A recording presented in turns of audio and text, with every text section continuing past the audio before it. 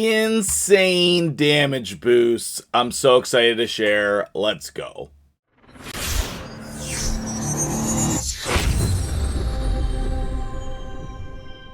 What's up, guys? MtgJedi here. How you doing today? We're talking Hydra Clash.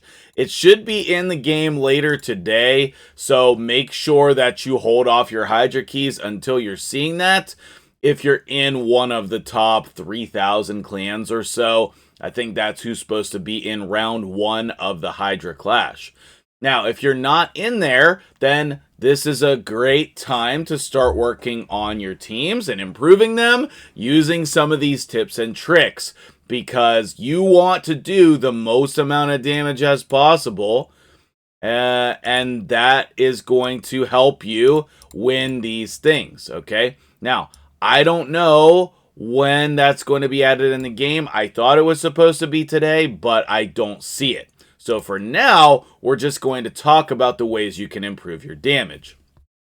Before we jump into that, I wanted to give a quick thank you to everybody who came out to the live stream yesterday. We had an absolute blast on stream. You can go back and watch that. Make sure you come out next Tuesday. We've been streaming every Tuesday over the summer here on YouTube, and you guys have been really loving it. So we're going to keep doing that, try to build that up even more. So if you want to come out to a live stream, if you've been thinking about it, just come back on Tuesday. I try to announce it or post it ahead of time what time I'll be streaming, but we're going to try to standardize that coming up here in a couple weeks and start getting in at the same time each day. So, let's jump into the Hydra Clash. How are you going to get more damage in your Hydra teams? Let me first go over a couple super basic things for maybe some beginners or progressing through Hydra, and then I will hit on like the end game stuff that you got a robust roster, how you can go about doing that. So, the first thing that you're going to want to do is you are going to want to think about what your team composition is going to be, okay? A great place to start with your team composition is going to be Inquisitor Shamail. And this guy you're going to want at the end of your roster. Okay, you want him at the end of the line in here, and he is going to really help you succeed in Hydra. Majority of players, if you're on a rotation with the head of Fearness, I know he has a real name, he is going to help you boost your damage. If you're hitting hard, brutal, nightmare, you don't need to care about the rotation. He can just go in your team, because when you are killing heads, it's just going to rotate through the other heads and he's going to pop up there. His ability to boost your turn meter of the champion in the lead is crazy good. And the number 1 champion that probably most of you should be putting in the lead is Geomancer. Not only does he provide crazy damage, he also provides damage mitigation. So the two of those together are the great start to any Hydra team. The next thing that you're going to want is block buffs. You're also going to want decreased defense. Okay, so Ugo is a very common addition there, right? Because she does both of those things. If you don't have Ugo, then you're going to want somebody for decreased defense, and you're going to want somebody else for block buffs. There's plenty of content in the YouTube world about what champions to use, but for example, you might want to use Uko instead of Ugo, or you might want to use Archbishop Pinthroy would be another good one. There's a couple of great champions, but for the most part, most people use Ugo. One of the things that people miss in their team compositions is a champion to do the provoking. I love Molly because she has a revive, she has the provoke, she can actually be built for damage like my Molly is. She can be your mischief tank. She can do so many things that it's crazy how much she would help your team. But even somebody like a Vizix Or, somebody like a Coronar. Obviously, Krisk is amazing. He's going to help with the provoking. But you can also run champions in a provoke set. That provoke debuff really, really helps you get more damage because that is the way that you are controlling the head that is cleansing you. So you have to find somebody who can do the provokes for you. I don't care who it is. You need somebody, though. You are definitely going to want a second damage dealer. Now, your second damage dealer will be dependent on what kind of level you're fighting. If you're on normal, then put somebody in there who is probably your arena nuker. Like anybody who you're using. Like, let's say you have a Georgid or a Candraphon, Carl even. Whoever your arena nuker is probably going to be a good damage dealer for normal and hard. But sometimes hard, you're moving on to more of the enemy max HP champions, like a Husk is going to be a very common champion to put in a team because he has enemy max HP, he's survivable, he has a provoke if you can get that in there, okay? He is a great champion to put in a team. You are most likely going to want somebody who revives in your team, okay? If you have Molly, she's going to do a lot of different things.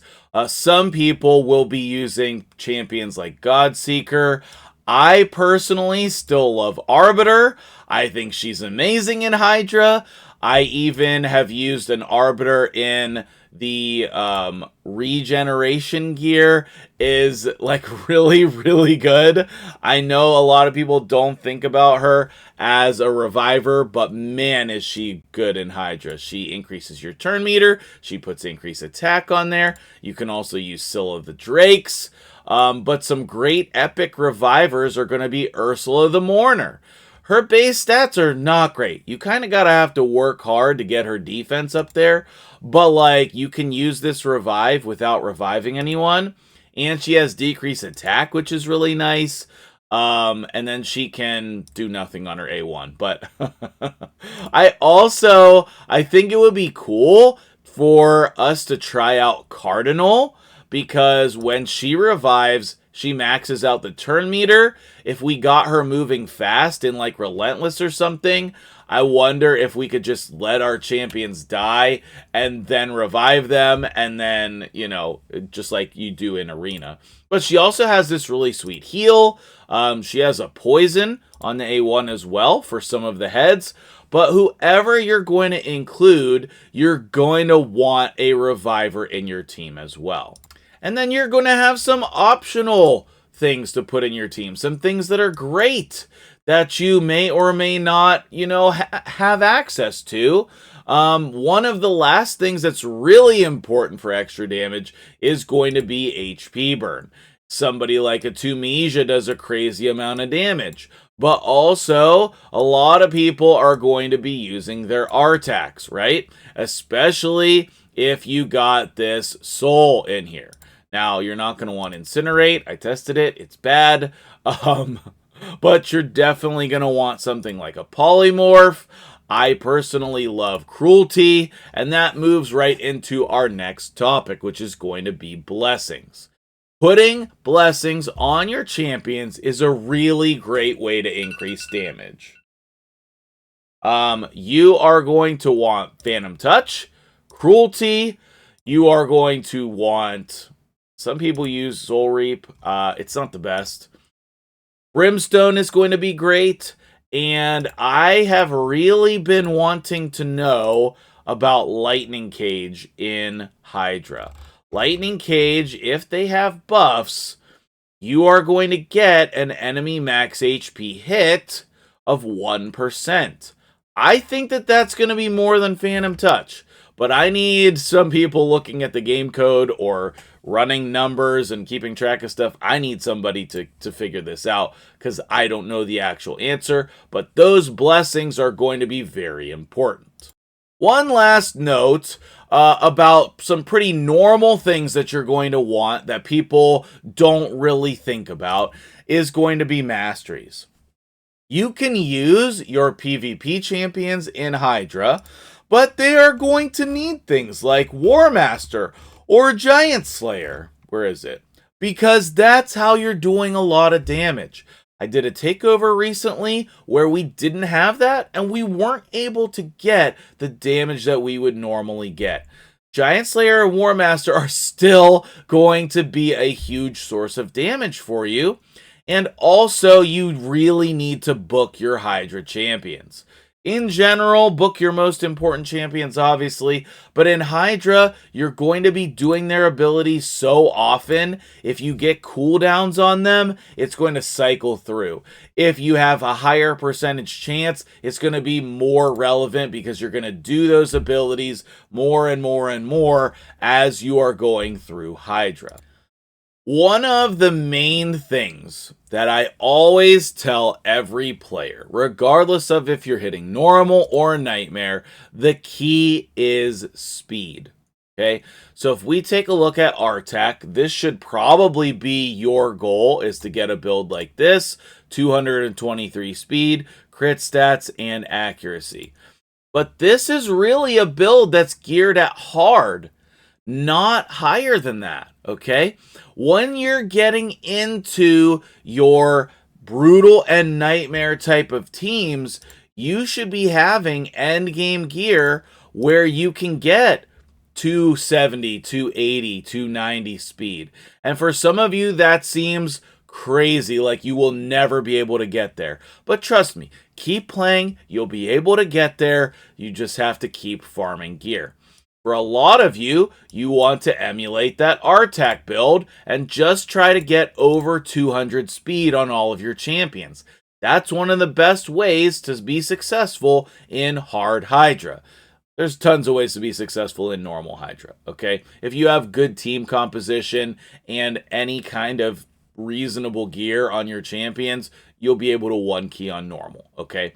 On hard, you really start needing specific champions, faster gear, Relentless is going to be amazing, and things like Hex. When you are going to be adding damage to your team, you really want Hex. And I have a pretty crazy build here on Mithrala, but that's because she's ridiculous, okay? I have a lot of speed, I have crit stats, I have accuracy, which is also resistance, I have defensiveness. I love this build. I really love this build. I use it in every area of the game. Whenever I use her, I use this build. And you can see that the Ascensions are really adding a ton of stats here.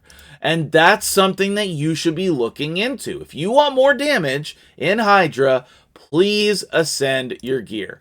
Even if it's just like the first couple levels, it's going to help. But once you can farm the higher levels, then you can do things like get 20% extra crit damage, 20% extra HP, 12% extra speed, 12 extra speed, not percent, 12% extra crit damage. Those things add up to crazy builds, okay? And so you want to be doing that, but also just adding the Hex in here is going to add a crazy amount of damage. And the main person to do that is Mithrala. She should probably be going in your hard or brutal or nightmare teams because she's going to add a ton of damage for you. If you don't have Mithrala, or you obviously can't put her in all of your teams, then you're going to want the Hex set. That cursed set has been really a huge new bonus to this game mode. So you have a 50% chance to place Hex. It's not going to go on everybody, but putting it on somebody like Artak can be great, who has AoEs on his abilities. Uko, etc. Whoever you want to put it on is going to be helpful. One tip for you here is that you can manipulate who gets targeted first to be eaten. Okay? That goes off of the highest crit damage. So if you put the highest crit damage on Mithrala, she's going to get that first. If you put it on Nikmo, he's going to get it first. Or if you put it on your arena nuker, they're going to get targeted first. Or if you're using your Newt, which you should be, he is a very good option for this game mode. He is great at freeing champions. He is great at doing so many things in this game. Yes, I know I have him in a not a relentless set. That is on purpose. So we'll talk about that in another video. But you can tell who's going to get eaten first based on their crit damage. And you probably want that to go on a support champion. Like, Kaimar's not going to be in most teams, but like if you have your Kaimar or somebody, you can build them with extra crit damage on purpose so that they get eaten first. Because you need to be able to free them, and that's going to buy you a lot of time. All right, and now on to some endgame strategies, all right? I think one of the best things that you can be doing in Hydra is Trunda right now. Trunda right now is one of the best things you can be doing because her A2 is just a cheat code. It really is. Her A2 is a cheat code. And let me know in the comments, is there anyone else who has any kind of abilities similar to this? I don't think that there are, but she just does so much damage. If you have a Trunda, you should be building a hard Hydra team around her. It's absolutely incredible how much damage she does. We were building multiple teams with her last week on stream, and I was just astounded by the damage capabilities that she has. I don't even have crazy gear or any blessings on my Trunda, but she's still bringing the damage, okay? Yes, I have the wonderful instinct, which I personally like, and then I have some reasonable stats, but like, she's so incredible. If you have her, you should be doing a team with her, okay? And then the next thing you're going to want to do in your Brutal and Nightmare teams, you're going to want to try to fit in more damage dealers, okay? Ideally, your minimum amount of damage dealers is 2. But if you can fit in a third one, that is going to really increase your damage, right? For example, in my Nightmare team, this is what I've been using right now. Up here, I've been using Newt, Terrace, and Razzlevarg all as damage dealers because Razzlevarg has cruelty, and he is going to be bringing the increased speed. He's doing a ton of things. He really can bring some damage. But then also, we have our other 2 damage dealers here. So finding a way to get 3 or more people for damage is going to be really, really helpful, okay? And that's one thing that I am going to be looking to in the next couple weeks is to try to see if I can remove Duchess from my team. She does no damage, absolutely no damage. So can I put somebody else in there, right? Like this Brutal team down here is very similar to my team from the Hydra Clash or the Hydra Tournament, the Hydra Draft, whatever it's called. And the great thing about that was everyone in the team is doing damage. Krisk is doing damage. Everyone's doing damage. Now I have Royal Guard in there, but I'm going to probably remove him and try to see if I can put some more top tier damage dealers in there. And I can't wait to be improving these teams, okay? Obviously, we've talked about a lot of things today. I hope this was helpful to you. If you have some other tips and tricks on how to improve your damage, let me know in the comments below.